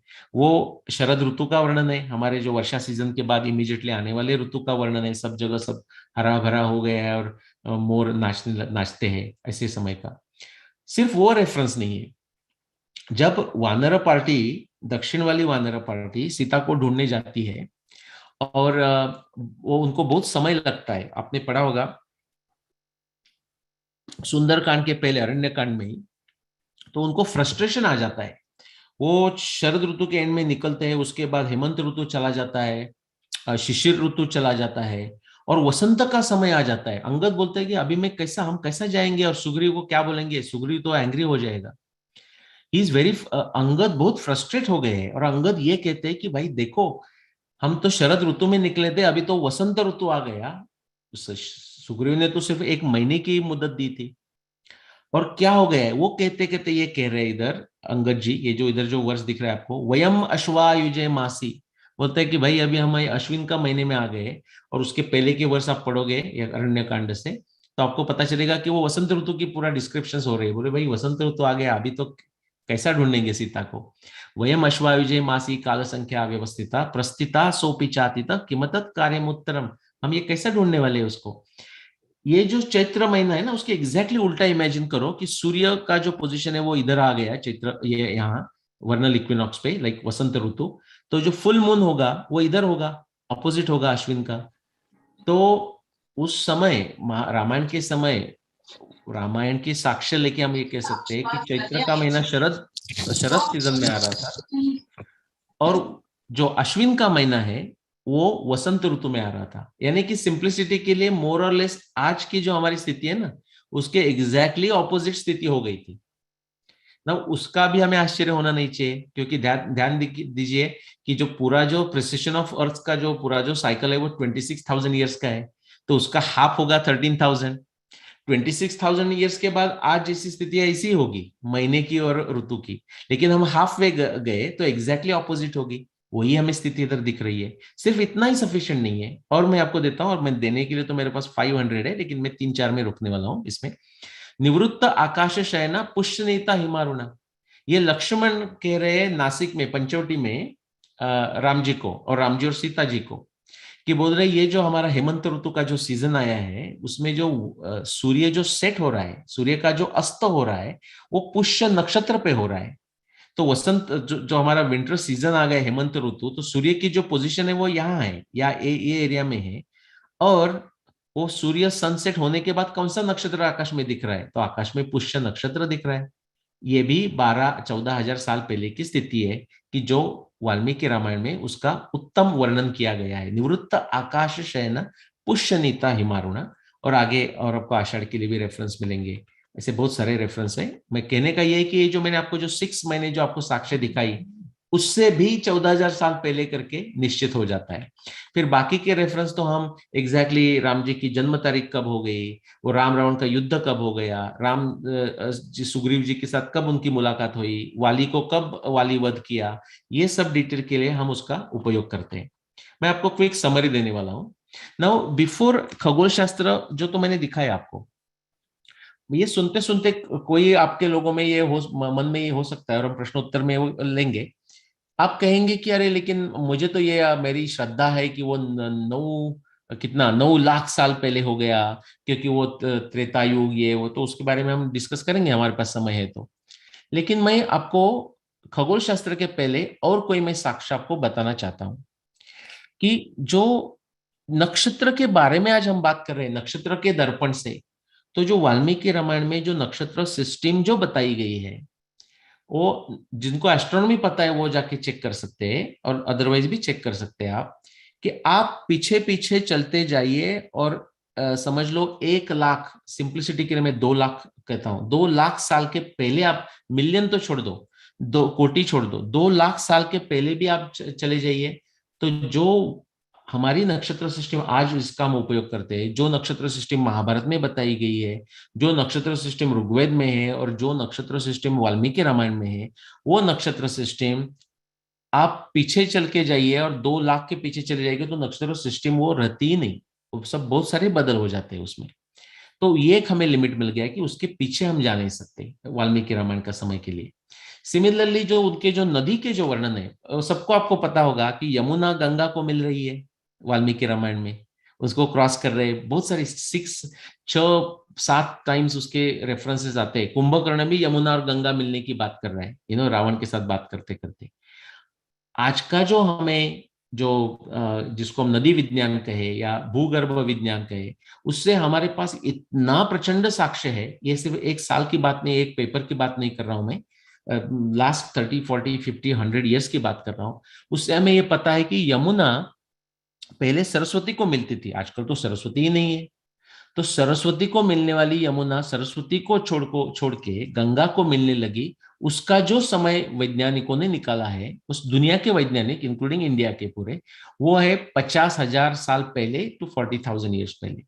इस और रामायण में उसका वर्णन है यमुना का गंगा मिलने का, तो रामायण ये समय के बाद में ही हो सकता है, बिकॉज यमुना गंगा एकत्र होने वाली हमें चाहिए, तो उससे हमें ऊपर अपर लिमिट मिल जाता है। सिमिलरली सरस्वती भी चाहिए हमें, रामायण में सरस्वती का वर्णन आता है। आज सरस्वती नहीं है तो आज रामायण नहीं हो सकता, वाल्मीकि रामायण का साक्ष्य मैच नहीं होगा, तो वहां से हम दूसरे जगह से चले जाए ड्राइंग ऑफ सरस्वती लेके, या फिर हमें महाभारत कब हुई पता है अभी 7,500 साल पहले, और सतलज का भी एक वर्णन आता है कि सतलज जो रामायण की जो सतलज है, शतुद्री नदी है, वो पश्चिम में मुड़कर बहने वाली शतुद्री नदी है।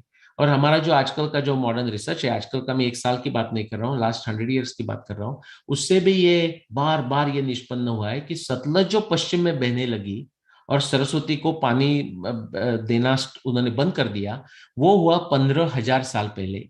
तो रामायण 15,000 साल के बाद में ही हो सकती है, लास्ट 15,000 साल में ही हो सकती है। ऐसे इसको हम लॉजिकल रीजनिंग कहते हैं, उसको हम लॉजिक ऑफ साइंटिफिक डिस्कवरी कहते हैं। ऐसा सब तरह की साक्ष्य हम एक जगह ला रहे हैं, वाल्मीकि रामायण से ही हम ला रहे हैं उसके रेफरेंस लेके, तो आपको ये टाइट आप करके करके मिल जाता है, और बाकी रेफरेंस यूज करके आप कह सकते हैं कि 14,000 साल पहले रामायण हो गई। और आप उसके डिटेल्स रेफरेंसेस भी, एग्जैक्ट इंस्टेंस भी बता सकते हैं, वो मेरे बुक में है, मैं आज उसकी बात नहीं करूंगा, I would just want to stop here. So this is the one. Now quickly I want to show you, take Om Prakash ji, I will take 5 more minutes, क्योंकि लोग कहेंगे कि अच्छा भाई ये तो एस्ट्रोनॉमी तो हमारे समझ में नहीं आती, ये कैसा आप कह सकते हैं एस्ट्रोनॉमी में, सिर्फ एस्ट्रोनॉमी से ही कैसा कह सकते हैं, ऐसे बहुत लोग प्रश्न पूछते हैं। वो प्रश्न भी करेक्ट नहीं है, वैज्ञानिक ढंग में वो प्रश्न करेक्ट नहीं है, लेकिन सामान्य तौर पर हम कह सकते हैं कि हाँ ऐसा किसी को हो सकता है। उनके लिए मैं ये कहना चाहता हूं कि क्या होता है कि जब कोई रिवोल्यूशनरी रिसर्च वर्क हो, रिवोल्यूशनरी सिद्धांत हो, रिवोल्यूशनरी रिसर्च हो, तो उसके बहुत सारे पहलू हैं। एक तो है कि वो ऑब्जेक्टिवली टेस्टेबल होना चाहिए, वो लॉजिकली आउटपुट होना चाहिए, लेकिन सबसे बड़ी बात यह है कि वो सच में रिवोल्यूशनरी है ना, तो उससे एडिशनल प्रेडिक्शन होंगे। जैसे कि आप पूछना चाहिए, अच्छा तो आप ये कह रहे हैं कि हॉर्सेस और चैरियट्स थे, तब 14,000 साल पहले। ना ये दोनों साइड के प्रॉब्लम है। कोई लोगों को प्रॉब्लम होता है इतना पीछे पीछे कैसा हो सकता है, दूसरे को होता है इतना जल्दी कैसा हो सकता है, इतना लास्ट में कैसा हो सकता है, भाई हमें तो 2-3 करोड़ साल पहले जाना है, ऐसा किसी को हो जाता है, कोई राम भक्त को। और कोई को होता है कि नहीं नहीं 14,000 तो बहुत पुराना हो गया। ये वैज्ञानिक की ये बात है कि जहां आप साक्ष्य लेके जाइए वहां आप जाना चाहिए, उसे उससे आप साक्ष्य के साथ निगोशिएट नहीं करते। एक एक रिवोल्यूशनरी थियरी की एक बड़ी विशेषता है, characteristic of a revolutionary theory, कि वो नई प्रेडिक्शन करते हैं। तो आप अभी प्रश्न पूछ सकते हैं, ओके, मैं आपको उसका एग्जांपल दिखाता हूं कि ये खगोल शास्त्र के बिना हमें कुछ कोई और हमारे पास साक्ष्य है क्या। तो answer is yes, only thing is how much time we have. तो मैं आपको एक झलक दिखाने वाला हूं, डिटेल में लेके नहीं जाऊंगा। Genetics, geography, palaeontology, archaeology for example. लोग आर्कियोलॉजी में बहुत विश्वास रखते हैं, वो तो पूरा अंधविश्वास है आर्कियोलॉजी में रखने वाला। ऐसा नहीं कि आर्कियोलॉजी इंपॉर्टेंट नहीं है, लेकिन सी एज अ हम सब लोग बेगर्स है, researchers we are beggars. Beggars can not be choosy. हम ये बोल नहीं सकते कि भाई उधर ऐसा एक पॉट मिलना ही चाहिए, नहीं, हम डिग कर सकते हैं, और मिला तो हमारा भाग्य है, नहीं मिला तो हम कुछ कर नहीं सकते। ये जेनेटिक पेपर्स फ्रॉम हार्वर्ड 2015 का राइक का पेपर है, कि उन्होंने ये जो दिखाया है, जो आपको सिग्नल्स दिख रहे हैं, कि इंडिया से निकला हुआ genetic signal all the way south America तक पहुंचा है, ओके। और फिर आर्कियोलॉजिकल एविडेंस है क्या उसके लिए, जेनेटिक एविडेंस भी है, जेनेटिक साक्ष्य भी है, आर्कियोलॉजी भी साक्ष्य है। मोंते वेर्दे करके चिले में जगह है कि जहां आपको 33,000 तक के ह्यूमन हैबिटेशन मिल जाता है।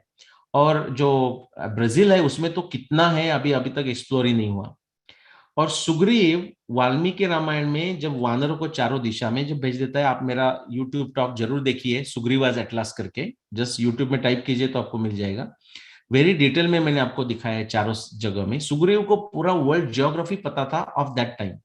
और सुग्रीव के जो वर्णन है, वो वर्णन 14,000 साल पहले जो स्थिति थी, हमारी जियोग्राफिक भौगोलिक स्थिति थी, उससे साथ ही मैच होते। इनफैक्ट वो आज के स्थिति के साथ मैच नहीं होते। आज मैं उसको बिट समय नहीं लूंगा, बट मेरे सेपरेट 4 टॉक्स है उसके ऊपर, वो आप जरूर देखिए।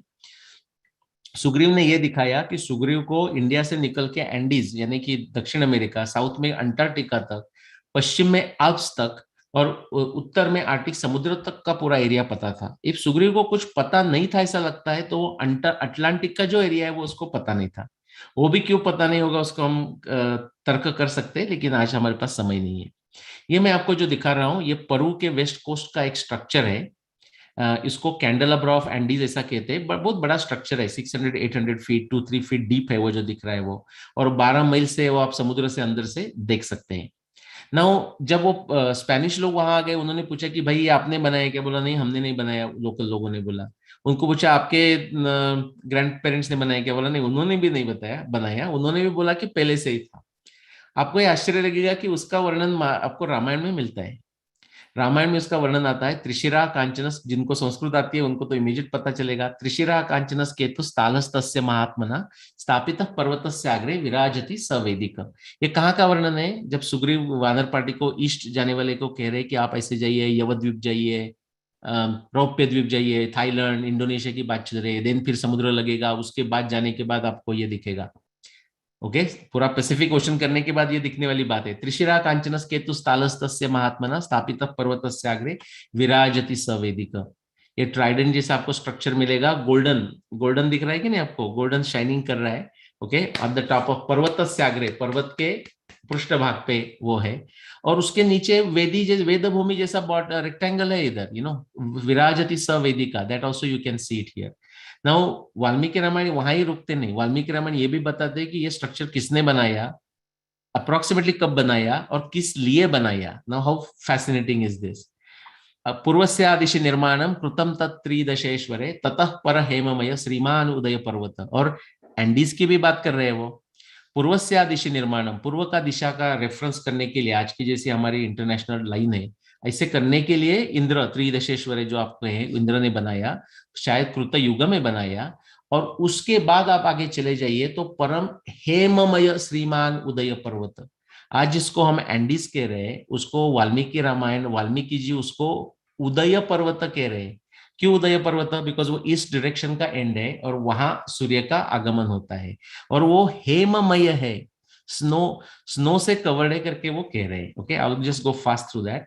इन the south direction he shows all the way to Antarctica. In the west direction he describes, सब पूरा आल्प्स तक की वो बात करते हैं। उसको आल्प्स नहीं कहते वो, उसको वो रामायण में अस्तगिरी करके कहते हैं। ओके, लेकिन बीच में की जो जगह है वो हम मैप कर सकते हैं।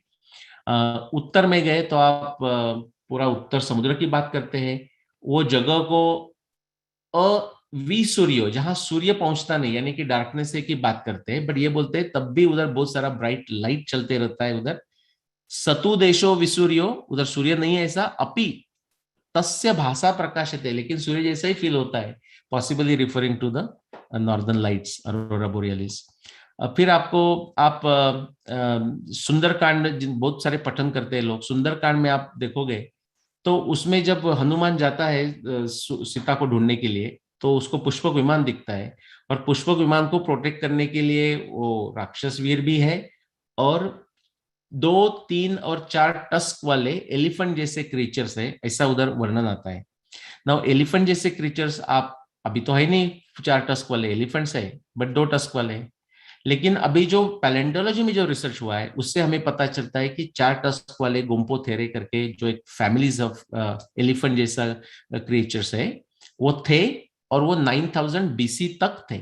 तो 12000 बीसी में तो थे ही थे। ओके, ये भी हमें पता चलता है। मैं लास्ट पॉइंट, फिर लोग कहेंगे लेकिन इतना सोफिस्टिकेटेड वर्णन हमें मिलता है रामायण में, रावण पूरा दुनिया भर घूम रहा है, और ये इतना सोफिस्टिकेटेड था क्या? तो ये जो मैं रिसर्च आपको दिखा रहा हूँ वो एकदम रिसेंट 10 अगस्त 2020, 1 साल पहले का मैं आपको रिसर्च दिखा रहा हूँ। ये प्रोफेसर रामस्वामी फ्रॉम तमिलनाडु ने किया हुआ, कि ये आपको जो दिख रहा है इधर जो पोर्ट है ना, ये अभी ये पानी के नीचे है, बिकॉज अभी का जो पुम्पुआर जगह है वो यहाँ है, इधर यहाँ जो वर्टिकल लाइन है ना इधर है, ये सब अभी नीचे पानी के नीचे है। लेकिन ये जो मैं बात कर रहा हूँ वो 20,000 साल के पहले की बात कर रहा हूँ। ओके, ये जो अंदर स्ट्रक्चर्स उनको मिले हैं, this is called P1, port 1 near Poompuhar. और ये पोर्ट का स्ट्रक्चर इतना सोफिस्टिकेटेड है, अभी तो बहुत सारा वॉश आउट होके गया है पानी के नीचे करके। तो उन्होंने, रामस्वामी ने ऐसा कहा है कि ऐसे ही सोफिस्टिकेटेड पोर्ट्स, इतना ही सोफिस्टिकेटेड पोर्ट्स 500 ईयर्स, 200, 300 ईयर्स तक दुनिया भर थे, लाइक रोम ग्रीस वाले भी। उसके बाद थोड़ा सा टेक्नोलॉजी में अभी जो परिवर्तन हुआ है उससे फर्क पड़ता है। तो 20,000 साल पहले इंडिया में सोफिस्टिकेटेड पोर्ट की हमारे पास साक्ष्य है। उसके पहले फिर पानी अंदर अंदर आते गया, और फिर वो इवन महाभारत के समय में आ जाता है। ओके, अब लोग पूछते हैं आर्कियोलॉजी कहाँ है, मैं आपको शॉर्ट में कर रहा हूँ। आर्कियोलॉजी में आपको पता चलेगा कि हम बोलते हैं कि भाई लेकिन पॉट्स पैंस कहाँ है? तो इंडिया में इतना रामायण हो रहा है हम जैसे कि यूज करते हैं रामायण हो रहा है, तो दुनिया में कुछ भी नहीं हो रहा है भाई, ऐसी परिस्थिति है ही नहीं। ओनली प्रॉब्लम क्या है कि जब विकिपीडिया या गूगल में आप चले जाओगे तो भारत के बारे में कोई इंफॉर्मेशन विकिपीडिया रखने के लिए तैयार ही नहीं है। मैं तो 10 ईयर्स में उसके साथ अंदर डालने का प्रयत्न करता हूँ, मैंने अभी छोड़ दिया।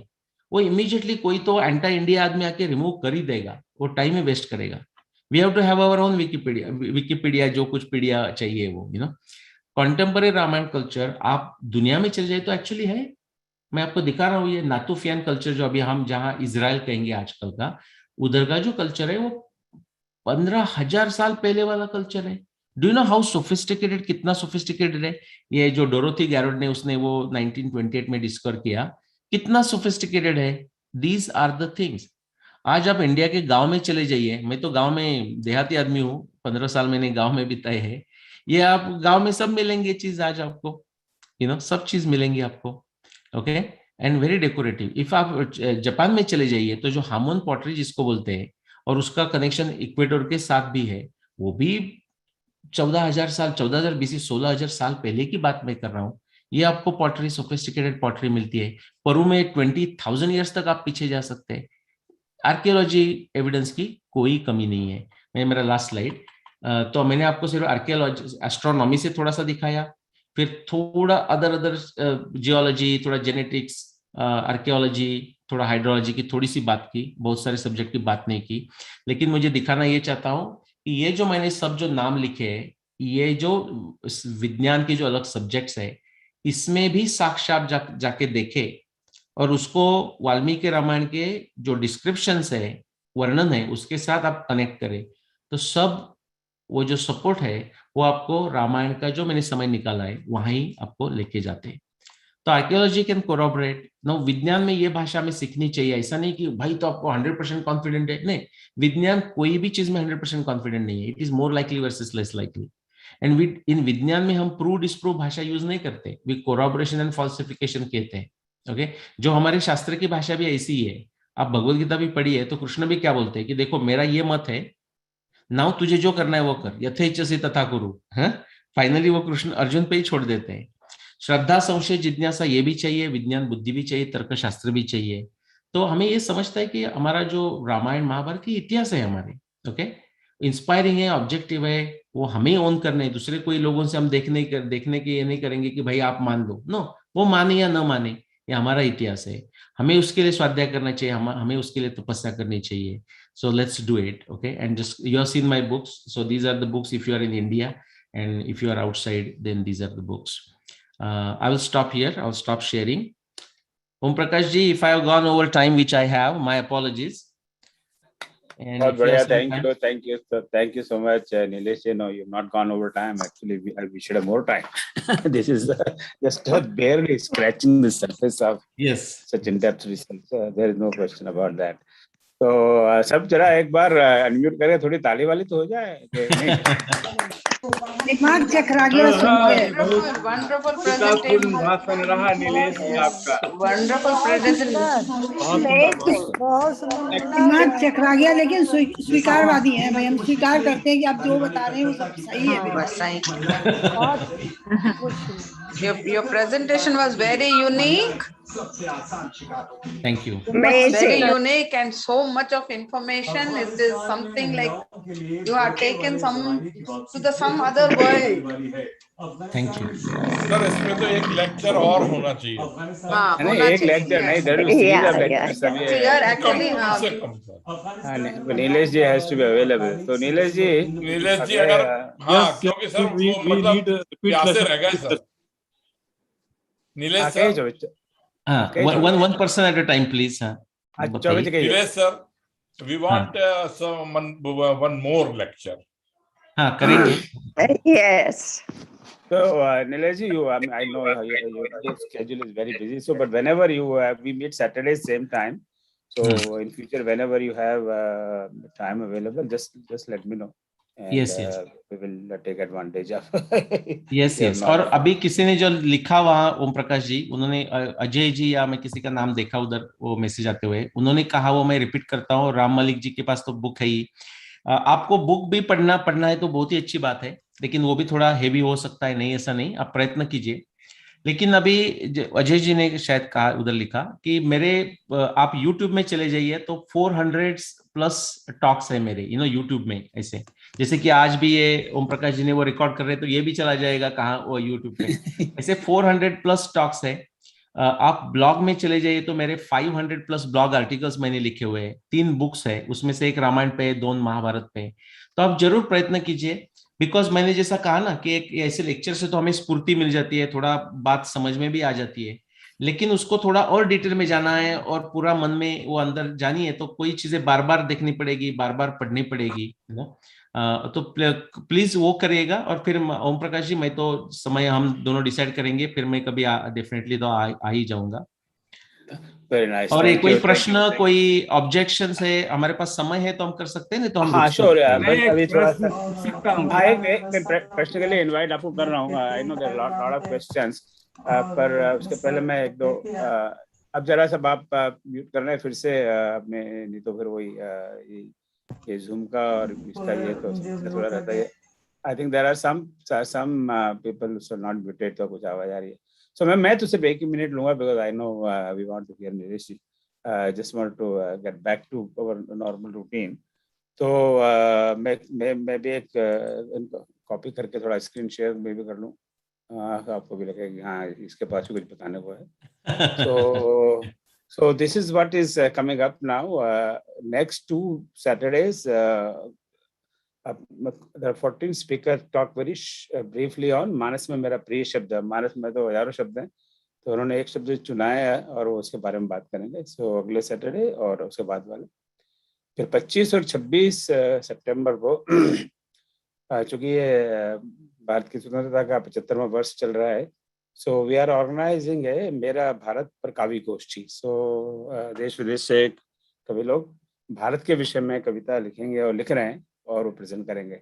So उसके लिए I have already floated a Google form. So अगर आपकी अपनी स्वयं की स्वरचित कविता, only your own written poem, if you want India on any aspect of India, जैसे भी नीलेश ने बात की about our scriptures, about our history, about ग्रह नक्षत्र, about अपने महापुरुष, any aspect. So just please submit that Google form. I've already received more than 80 this morning when I checked within the last 48 hours from 10 countries. So just be quick on that, as you know. And then 2nd October Mahatma Gandhi ji की जन्म जयंती है, संयुक्त से शनिवार भी है. So we will have some discussion on Ramayan Mahatma Gandhi. तो I thought जो आप लोग WhatsApp मैसेज वगैरह अगर ना देख पाए, skip हो गया. So this is all coming up. So please plan accordingly. But now I will close this. I will not waste any time. And now we will open up this for question. And let me close this slide share. And I think Chaube ji, you wanted to ask that question. And इसको मैं इसको करता हूँ gallery view पे so I can see. Chaube ji, आप शुरू करिए. Then we will invite other people. हाँ जी, Chaube ji, please go ahead. Sir, आपने जहाँ से स्टार्ट किया था तो एक क्वेरिसिटी मेरे दिमाग में आई कि महाभारत का लगभग आपने जो बताया समय, वो बताया 5561 प्लस 200 ऐड कर दें, उसमें 2000 ऐड कर दें, तो अप्रोक्सीमेट 7000 हुआ. 7000 में प्लस 7000 जोड़ते हैं तो 14000 हो जाता रामचंद्र जी का. 14000 में अगेन 7 जोड़ते हैं तो ऋग्वेदा काल आ जाता है. तो इट मीन्स ये मैं ऐसा सोचता हूं कि कलयुग जो है 5000 साल बाद खत्म हो जाएगा फिर तो, अगर इस रिसर्च के हिसाब से चलते हैं तो. हाँ, बहुत बढ़िया. नहीं, मैं उसको उत्तर देता हूँ. पहले जो आपने बात कही वो मैं जनरली कहता हूँ, वो मैं भूल गया और समय की भी सीमा रहती है. मैं लोगों को सिंपल ध्यान रखने के लिए जो राकेश चौबे जी ने बता दिया अभी आपको, वो भी ध्यान रखने के लिए अच्छा है कि हमें आपको महाभारत, रामायण और ऋग्वेद किसी को बताना है तो पहले एक चीज तो आप बता सकते हैं कि भाई हमारा संस्कृति तो कम से कम साक्ष्य, साइंटिफिक साक्ष्य के साथ भी हम कह सकते हैं कि 24,000 ईयर्स से ज्यादा है. ओके, और वो कहने के लिए मैं सिंपल एक फॉर्मूला किया है जो चौबे जी ने एक अलग ढंग से बताया कि सिंप्लिसिटी ध्यान रखने के लिए महाभारत 7000 साल पहले, जो आप कहते हैं पहाड़े कहते हैं, मराठी में पहाड़े कहते हैं, लाइक मल्टीप्लीकेशन, 7 के साथ 7 दूनी 14, 7 3 21. तो 7000 साल पहले महाभारत, 14000 साल पहले रामायण और 21000 साल पहले ऋग्वेद. ये आप सिंपल ध्यान रखने के लिए 7 का पहाड़ा याद रखिए तो वो सिंपल है. उन्होंने जो दूसरी बात कही कि अभी ये अपने कृष्ण, हमारा जो राम जी की, वो तो त्रेता युग का समय कहा है, वाल्मीकि रामायण में कहा है, इतर जगह भी कहा है. जो महाभारत का समय द्वापर युग का था, तो ये सब हिसाब करे तो अभी फिर कलयुग तो 5000 साल की ऐसी कुछ बन जाएगी या और छोटी बन जाएगी, वो 432,000 वाली नहीं बन जाएगी. तो उसका मैं संक्षिप्त में उत्तर देता हूं. लेकिन जैसा मैंने आपको कहा कि YouTube वीडियो जाके आप जरूर देखिए.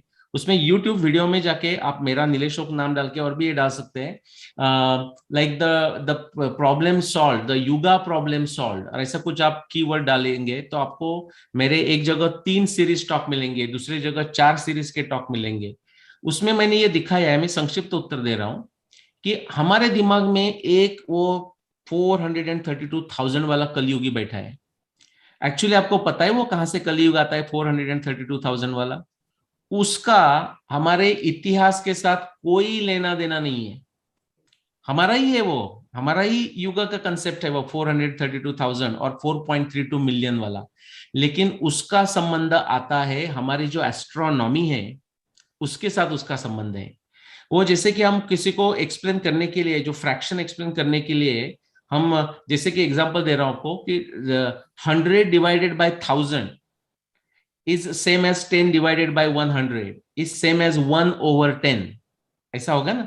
सिमिलरली उन्होंने एक बड़ा 4.32 मिलियन ईयर्स के सूर्य के रोटेशन ले लिए और वो लैंग्वेज में वो बता रहे कि जब ये एक महायुग 4.32 मिलियन ईयर्स का सूर्य के ईयर्स के जब होता है, उस समय में चंद्र के इतने रोटेशन होते हैं, गुरु के इतने रोटेशन होते हैं. ये मैं जैसा कह रहा हूं ऐसा आपको एग्जैक्टली सूर्य सिद्धांत में और आर्यभट्टिया में आपको मिलेगा. तो ये जो नंबर गेम था, it was a mathematical construct, जैसे कि हम पाई के लिए 22/7 यूज करते थे, आपको याद होगा क्लास में वगैरह करने के लिए, simple approximation. Similarly it was there. कहाँ तो ये जो फिलोसॉफिकल एस्ट्रोनॉमिकल नंबर है, उसको हमने इतिहास के लिए ले लिया और वहां से पूरा डिस्ट्रक्शन ही डिस्ट्रक्शन हुआ है। एक्चुअली युग के और भी डेफिनेशंस है, युग के साइकोलॉजिकल डेफिनेशंस है, युग के फिलोसॉफिकल डेफिनेशंस है, युग के भक्ति के डेफिनेशंस है। अभी भक्ति का मैं आपको डेफिनेशन देता हूं, क्योंकि सब यहाँ राम भक्त एक जगह आए हुए हैं। अभी चैतन्य महाप्रभु ने कृष्ण का भक्ति के बारे में उन्होंने कहा है, उनका जो 8 वर्ष से उन्होंने लिखे, ऐसा आपने सुना होगा। उन्होंने उसमें ये कहा है, युगायितम निमेषेण, युगायितम निमेषेण चक्षुषा प्रावृषायितम शून्यातीतम जगत सर्वम गोविंद विरहेण में। जब एक निमेष समय के लिए मुझे गोविंद का विरह हो जाता है, तो मुझे युग चला गया ऐसा फील होता है। ओके, युग, ये इमोशनल भक्ति वाली डेफिनेशन है। आइंस्टाइन ने रिलेटिविटी साइंस में भी ऐसा किया था, आपको पता होगा, तो 1938 का उनका पेपर है, जर्नल ऑफ एक्सोथर्मिक साइंसेस। आपने ये उनका कोट पढ़ा होगा रिलेटिविटी के बारे में, कि if you sit with a beautiful girl for 1 hour it feels like a minute, and if you sit on a hot plate for a minute it feels like an hour.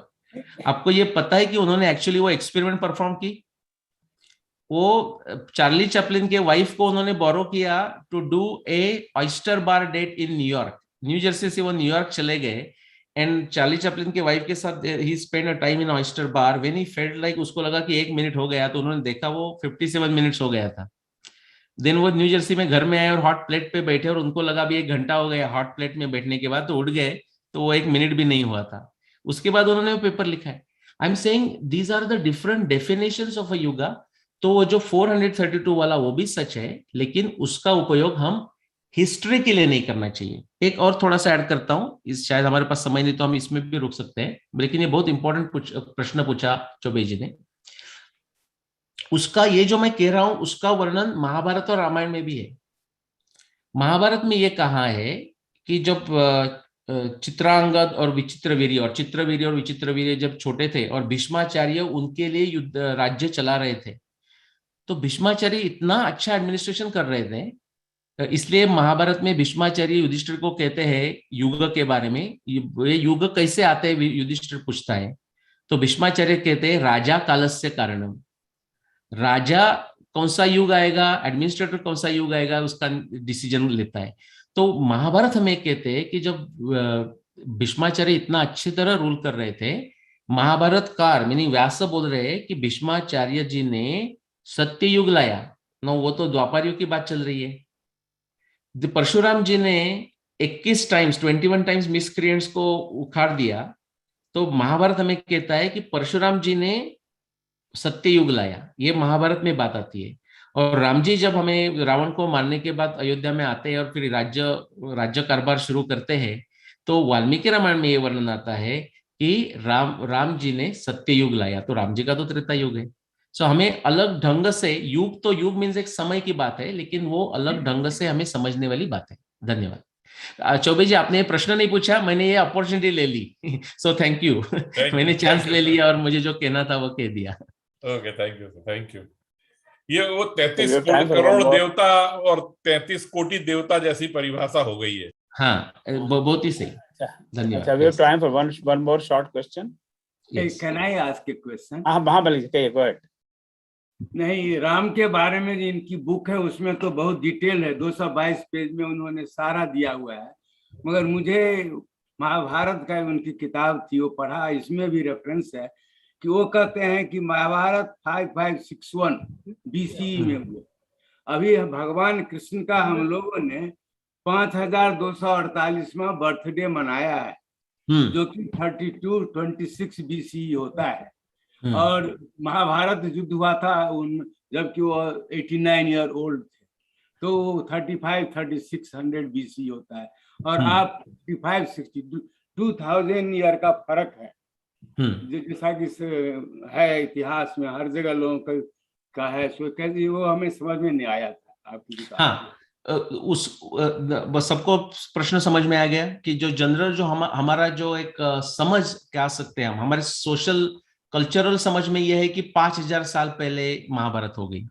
In fact वो तो सिर्फ महाभारत के लिए नहीं मैं कह रहा हूं, आप सच में सोच के देखिए, हमें कोई भी आपको आके पूछे कि भाई आपकी जो कुछ हिंदू संस्कृति है वो कितनी पुरानी है, तो हम नींद में से उठा जैसे एकदम लेजी आंसर देते हैं, भाई 5000 साल की है, ये एकदम लेजी आंसर है। एक्चुअली उसमें से वो लेजी आंसर हो गया।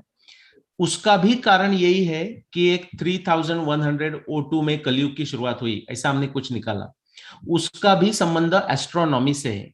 जैसे कि अभी जो ग्रेगोरियन कैलेंडर है वो 2000 साल पुराने हो गया, आज हम कह रहे हैं 2021, तो उसका रेफरेंस क्या है? आपको एक जोक करके अच्छा लगेगा कि बहुत बार ऐसे सोचते हैं कि जीसस का बर्थ से कैलेंडर शुरू हुआ ना, कोई रिसर्च जो जीसस था नहीं वो अलग बात होगी, लेकिन जिनको वो मानते हैं कि जीसस हुआ, इवन वेस्टर्न लोग वो भी बोलते हैं कि जीसस का birth happen in 4 AD। Now ये उसका आपका ह्यूमर पता चलेगा, बिकॉज जीसस का जन्म हुआ तो 0 आप कह रहे हो, लेकिन यू आर सेइंग कि वो 4 AD में जन्म हो गया उनका, तो दैट्स अ ह्यूमर जिनको समझ में आ गया वो।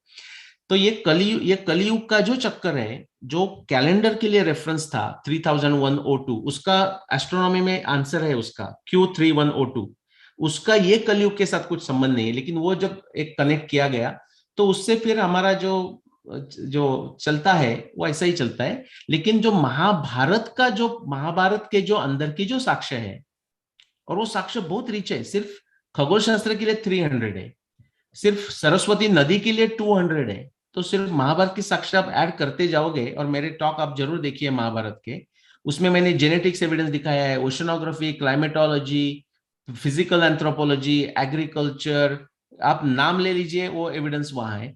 उससे 5561 ही हो सकता है। और कृष्ण का हम जो 89 कहते हैं वो अभी लंबा हो जाएगा उसका उत्तर। उसका भी प्रॉब्लम यह है कि हम थोड़ा सा इधर से ले लिया, जो हम जुगाड़ कहते हैं ना, जुगाड़, एक चीज यहां से ले ली, दूसरी चीज यहां से ले ली, उसमें से एक चीज जो 125 इयर्स, इसलिए वो 90 साल के हो जाते हैं कृष्ण भगवान युद्ध के समय, वो हमने ले लिया भागवत पुराण से। लेकिन 35 इयर्स का जो उसके बाद जो द्वारका चली गई वो हम लेते हैं महाभारत से।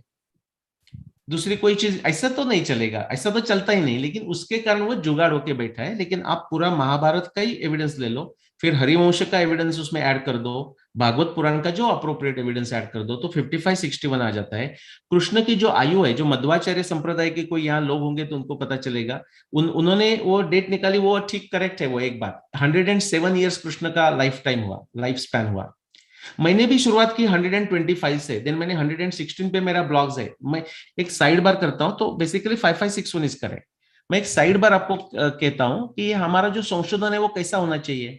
आप मेरे ब्लॉग साइट पे चले जाइए तो आपको ये पता चलेगा, आपको कृष्ण का पूरा लाइफ स्पैन कितना था उसके ऊपर मेरे 3 ब्लॉग मिलेंगे। एक ब्लॉग में मैंने लिखा है 125 ईयर्स, दूसरे ब्लॉग में लिखा है 116 ईयर्स, तीसरे ब्लॉग में लिखा है 101 ईयर्स।